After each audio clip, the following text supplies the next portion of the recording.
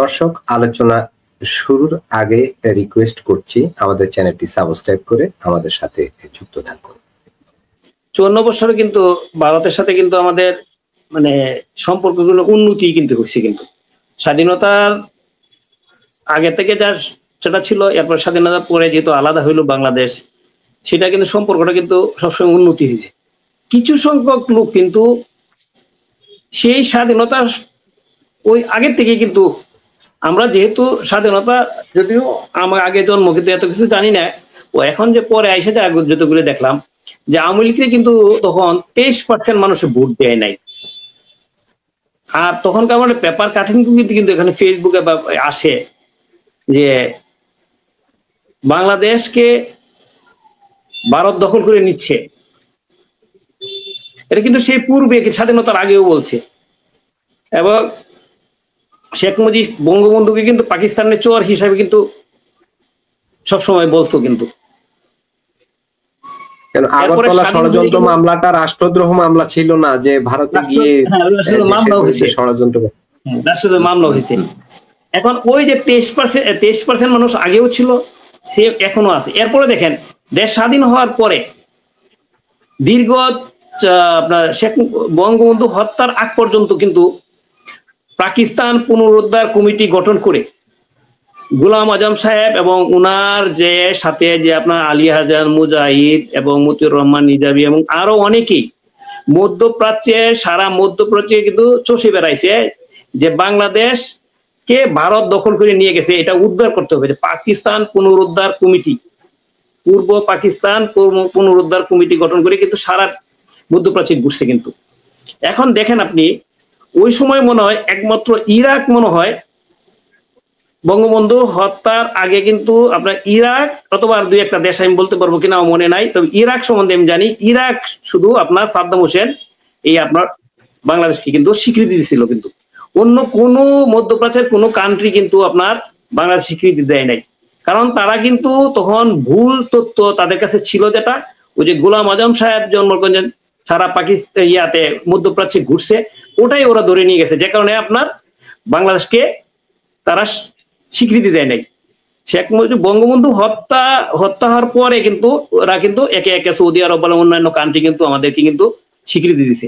জিনিসটা কিন্তু মার্কেট বলবো। কিন্তু এখন এই যে 23% মানুষ কিন্তু এখনো আছে, তাদের পরবর্তী জেনারেশন আছে, পরবর্তী জেনারেশন আছে।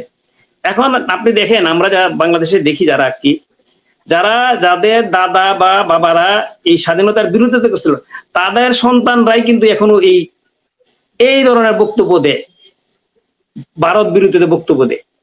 তা আমি তো এই আমার বয়স ধরেন স্বাধীনতার আগে জন্ম, যেহেতু এরপর থেকে আমি কোনোদিন দেখি নাই যে ভারত আমাদের কোনো ক্ষতি করতেছে বা বাংলাদেশ ও ভারতকে কোনো ক্ষতি করার চেষ্টা করতেছে। টুকটাক জিনিস কিন্তু হয়, ভাই ভাই কিন্তু ঝগড়া হয়, এটা কিন্তু মাথায় রাখেন। কিন্তু ভাই যখন 5 ভাই থাকে, আমাদের 5 ভাই যখন আলাদা হয়, বাপ মা মারা যাওয়ার পরে কিন্তু আলাদা হয়, বিভিন্ন ভাবে আলাদা হয়, কিন্তু আলাদা কিন্তু হয়। কিন্তু এটা দেখেন, তো হওয়ার পিছনে কারণটা কি? মত পার্থক্য যখন শুরু হয় তখন কিন্তু আলাদা হয়। তা আমাদেরও কিন্তু এরকম কিন্তু কিছু মত পার্থক্য হয়েছে। কিন্তু এখন যে গত 1.5 বছর না 14 মাস যে আমাদের যে সরকার আছে, যেহেতু এই সরকার অন্তর্বর্তীকালীন সরকার, ওনাদের হয়তো সামনে নির্বাচনটা যদি হয়ে যায় তাহলে তো হয়তো ওনাদের সময় শেষ, ওনার তো নির্বাচিত সরকার না। এখন নির্বাচিত সরকার যদি না থাকে, এটা কিন্তু ওই মানে আপনার এটার তুলনা করতে জাস্টিফাই করতে পারবেন না যে ভারতের সাথে আমাদের কি সম্পর্ক খারাপ কিনা। এই ইতিপূর্বে যতগুলি নির্বাচিত সরকার ছিল অথবা আওয়ামী লীগ যতদিন ছিল ততদিন সম্পর্ক খুবই আপনার ঘনিষ্ঠ ছিল। বিএনপির আমলের সঙ্গে সম্পর্ক ছিল, অথবা একটু ঘনিষ্ঠতা কম ছিল, কিন্তু সম্পর্ক খারাপ ছিল এটা বলা যাবে না। কারণ আমাদের প্রধানমন্ত্রী খালেদা জিয়া কিন্তু ওই ইন্ডিয়াতে সফর করছে, কিন্তু আমি জানি, আমি নিজেই তো দেখছি। যখন আপনার ছিল মেজর হাফিজউদ্দিন সাহেব মোরগঞ্জের সময় আপনার ছিল আপনার পানি সম্পদ মন্ত্রী ছিল, আমার মনে আছে স্পষ্ট। পরে ওইখানে গিয়া গঙ্গা চুক্তির জন্য গেছিল, পরে বাংলাদেশ এসে সাংবাদিকরা জিজ্ঞাসা করছে যে গঙ্গা চুক্তির কথা বললেন না, আমার মনে ছিল না। এটা কিন্তু তখন কারণ অনেক কিন্তু বিতর্ক হয়েছিল। দাদা যেটা বলছেন আর কি, এটা একটু সাময়িক সময়ের জন্য। তো বেসিক্যালি এই যে আপনার 23% মানুষ, 25% মানুষের যে ভারত বিরোধের একটা মানসিকতা আছে, আপনাদের দেশেও এরকম আছে, আমরা দেখি। তো আমরা তো খবর নেই, খোঁজখবর রাখি, কিন্তু আমি ওই যে আপনাদের বললাম যে 70% মানুষ, আমাদের দেশে 70% মানুষ, এটা সময়ের পরবর্তী পরিক্রমায় এটা এমনিতে শেষ হবে। যেহেতু এই 23% মানুষগুলি কিন্তু এখন কিন্তু এই বর্তমান সরকারকে পরিচালনা করতেছে, কিন্তু যে কারণে কিন্তু এই বর্তমান যে অন্তর্বর্তী ইন্টারিম গভর্নমেন্ট, ওনারা কিন্তু ওদের কথা বাইরে কিন্তু যেতে পারতেছে না, কিন্তু যে কারণে দেখেন আমাদের দেশে কিন্তু এখন কিন্তু বড় ধরনের একটা বিশৃঙ্খলা চলতেছে। যারা এখন আওয়ামী লীগে এবং জাতীয় পার্টি বাদ দিয়ে বা 50% মানুষের যাদেরকে রাজনীতি করতে দিচ্ছে না, 14 দল বলে নালয় আনাদার পার্টি আছে, তাদেরকে রাজনীতি করতে দিচ্ছে না। কারণ অ্যাটলিস্ট 50% মানুষের যে যাদের মনের কথা বলে যে রাজনৈতিক দল, তারা কিন্তু ফিল্ডে নাই। ওই বাকি 50% মানুষের মধ্যে তাদের মধ্যেই দেখেন আপনার চরম বিরোধ শুরু হয়ে গেছে। কারণ কেন বিরোধ শুরু হয়ে গেছে? ওনাদের মধ্যেও কিন্তু একটা পার্সেন্টেজ আছে যে ভারতের সাথে কিন্তু একটা সুসম্পর্ক বজায় রাখার জন্য, আর বাকি পার্সেন্টেজের মানুষগুলি কিন্তু এরা কিন্তু মানে ওই অন্য ধরনের। তবে এখানে আরেকটা জিনিস আছে, দেখেন যে যারা মনে করেন যে এই ভারত বিরোধিতা সবচেয়ে বেশি ফলাও করে প্রচার করে, যেটা জামাতে ইসলাম, ওনারা বড় বড় লিডাররাও কিন্তু অনেক সময় বলে, আবার আরেকজন এসে বলেন না। ওই যে ওই দিন গোলাম আজম ডক্টর শফিকুর রহমান, যাদের ওনাদের যে মেইন আমির, উনি বললো যে ভারতের সাথে সমতা ভিত্তিতে আমাদের দেশ পরিচালনা করবো আমরা ক্ষমতায় গেলে। ভারতের সাথে কি সমতা, কি আগে কি অসমতা ছিল? ভারত কি আমাদের কি জমি নিয়ে গেছে? ভারত কি আমাদেরকে আক্রমণ করছে? ভারত কি আমাদের কি অবরোধ দিছে, খাদ্য অবরোধ দিছে? কোনো কিছু ভারত কি ইন্টারন্যাশনাল অবরোধ দিছে? যে আপনার আমি যতটুকু জানতাম, আমি আগে জানতাম না যে আমাদের এই যে এক্সপোর্ট হয় ইউরোপে, যে কাপড়গুলি এক্সপোর্ট হয়, তৈরি পোশাক, এটা ভারত যায়, ভারত যাওয়ার পরে ওই কার্গো বিমানে আপনার ইউরোপে যায়। এটা কিন্তু আমার জানা ছিল না, এটা পরে আমি জানছি।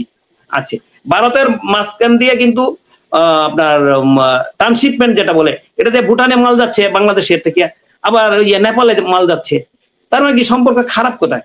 এটা সমতার ভিত্তিতেও তো চলতেছে সবকিছু। ট্রান্সশিপমেন্ট সুবিধা তো কলকাতা দিয়ে ট্রান্সশিপমেন্ট সুবিধা গার্মেন্ট সামগ্রীর উপরেও তো ছিল। হ্যাঁ, এখন তো সব দিকে আছে, বাতিল হয়ে গেছে ওইটা। কিন্তু আচ্ছা, এখন আর কি ভারতও তো ভারতের কোন ভূখণ্ড তো আমাদেরকে কিছু ছেড়ে দিছে, আমি এটা স্বীকার করছি। কেন? আমাদের যেহেতু একটা করিডোর নিয়ে একটা প্রবলেম ছিল, তাদেরও কিছু জনগণ বিপদের মধ্যে ছিল, ছিটমহল, আমাদেরও জনগণ কিছু ছিটমহল নিয়ে কিছু সমস্যায় ছিল, যেখানে কিন্তু মানবতার চিন্তা করে কিন্তু তখনকার দুই সরকার কিন্তু এটা কিন্তু সমস্যার সমাধান করছে। যদি সমাধান করতে গিয়ে আমাদেরকে কিছু ভূখণ্ড ছেড়ে দিতে ভারত ছেড়ে দিছে, এটা কিন্তু আমি আগেও বলি, এখনো বলি। এখন তাহলে আমাদের যে পলিটিক্যাল লিডাররা বলে যে সমতার ভিত্তিতে করব, তাহলে আগে তো কি অসমতা ছিল? তাই অসমতা ছিল, তাই এই দিক দিয়ে আমি মনে করি। কারণ ভারত যেহেতু আমাদের কিছু ভূখণ্ড দিয়ে দিছে, তাহলে অসমতা ছিল না। তাহলে ভারত তো জিতে না, জিতলে আমি জিতছি, মানে বাংলাদেশ জিতছি, এই হিসাবে এটা বলতে পারি। এসলে আসলে জানেন তরুণদা, এগুলি আসলে মানে আমি তো ওই যে আমাদের হেমন্ত বিশ্ব শর্মা বাবুর বক্তব্যরা কিন্তু আমি কোট করে বললাম যে এগুলি আসলে পলিটিক্যাল স্ট্যান্ডবাজি, ক্ষমতায় দেওয়ার জন্য, মানুষকে একটা বিভ্রান্ত করে ক্ষমতা দেওয়ার জন্য। মানুষই না, দেখেন আমি কেন 70% মানুষ বলছি, কলকাতার কথাই বলি, আমরা যেহেতু বাংলাভাষী মানুষ, ওনাদের বক্তব্য আমরা বুঝি, অন্যান্য এলাকার বক্তব্য বুঝি না। ওনাদের 70% মানুষ আমাদের মতো নিজের মানবতা মানে পক্ষে, আমরাও কিন্তু ওই যে 70% মানুষ আছে মানবতার পক্ষে, যেটা হলো ভারতের সাথে আমাদের এই 54 বছর কিছু হয় নাই। আমার বিশ্বাস ভারতের সাথে আমাদের কোনোদিন কোনো ধরনের ওই ক্যাসাল হবে না, আমি মনে করি। তবে বর্তমান সময়ে যেহেতু মানে এই পট পরিবর্তনের কারণে, আমি তো একটু বললামই যে ইন্টারিম গভর্নমেন্ট যারা চালাচ্ছে, তারা কিন্তু একটা, যেহেতু তারা কোনোদিন ক্ষমতায় আসে নাই, কোনোদিন ক্ষমতা চালায়ও নাই, আপনার একটা রাষ্ট্রের সাথে দুই রাষ্ট্রের সাথে, একটা রাষ্ট্রের সাথে সাথে কি ধরনের সম্পর্ক থাকা উচিত, ওনাদের কিন্তু সেই অভিজ্ঞতা নাই। কিন্তু কারণ আপনি এটা কিন্তু বিরাট একটা ব্যাপার, ইন্টারন্যাশনাল পলিটিক্স, আপনার কূটনীতিক যেটা, এটা কিন্তু অত সহজ ব্যাপার না। কূটনীতিতে মানুষ একজনকে আরেকজনের পছন্দ না করলেও ঘুরায় পেঁচায় কথা বলে, ডাইরেক্ট কথা বলে না। যেরকম আপনি আমাদের ইন্ডিয়ার যে পররাষ্ট্রমন্ত্রী আছে, ওনার যে বক্তব্যগুলি শুনেন আপনারা, উনি কিন্তু দেখেন কোনো কিছু ডাইরেক্ট কিন্তু বলে না। আপনারা ডিপ স্টেট থেকে যখন আমেরিকাতে যখন আপনার ওই যে সাংবাদিকদের সামনে ব্রিফ করে, উনি কিন্তু ডাইরেক্ট প্রশ্ন চাইলে কিন্তু উত্তর কিন্তু ঘুরায় পেছায়া দেয়। কিন্তু এটা হলো কূটনীতিক শিষ্টাচার। আমাদের এই যে এখন যারা আছেন ওনার তো এই কূটনীতিক জ্ঞানটা কিন্তু ওদের নাই, একটা দেশ কিভাবে চালাইতে হয়, একটা দেশ কিভাবে চলতে হয়, এটা কিন্তু ওনাদের কিন্তু জ্ঞানটা নাই। অথবা ওনাদেরকে যদি দেখেন ওনারা যদি এই সামনে ইলেকশন কিন্তু এই যে বর্তমান যারা আছে মানে আপনার পাওয়ারেই বলতে পারেন আপনি, এরা কিন্তু দেখেন ইলেকশন কিন্তু পিছায় দেওয়ার চেষ্টা করতেছে, কারণ ওরা জানে জনগণ এদেরকে ভোট দিবে না। এই জন্য যতদিন ক্ষমতায় থাকা যায়, বা এখন যেহেতু আওয়ামী লীগ নাই, এখন বিএনপির পিছনে লাগছে, বিএনপি কিভাবে মনে জনসমর্থন কমানো যায় এটা নিয়ে কিন্তু ওদের লাগছে। কারণ বিএনপি কিন্তু দীর্ঘদিন ক্ষমতায় ছিল, বিভিন্ন ভাবে বিএনপি কিন্তু এটা জানে ইন্টারন্যাশনাল আপনার পলিটিক্সটা কি জিনিস, একটা দেশের সাথে কিভাবে আপনার করতে হয়, আপনার মানে সমতা বজায় রাখতে হয়, ওরা কিন্তু বিএনপি জানে কিন্তু।